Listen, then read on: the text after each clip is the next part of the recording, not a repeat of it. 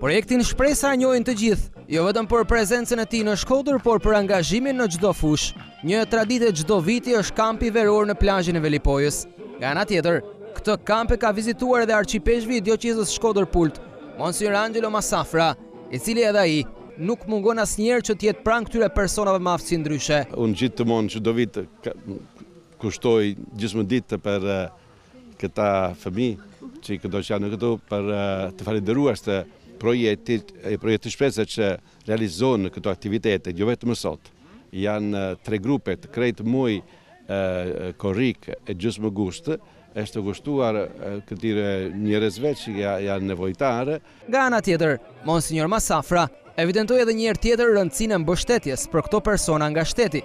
Ne shpresoj që duke shtuar afatin e përdorimit kësaj strukture që të përmirësojmë dhe strukture se kur nuk i përdorim më shumë kuvitet e është vështirë që të investosh edhe në mendim që të shumë gjëra kemi bërë hapat vite pas viteve, por është një gjë që një mrekulli mund të themi. Kush vjen këtu manitet çfarë punë bëjmë ne me këta njerëz me aftësi të kufizuar, me sëmundje të ndryshme, mund të themi, edhe është vërtet si një familje. Projekti Shpresa është një shpresë për këta persona, të cilët në këto ambiente, qoftë në Shkodër, por edhe në kampin e Velipojës, gjejnë ngrohtësinë e një familje të munguar.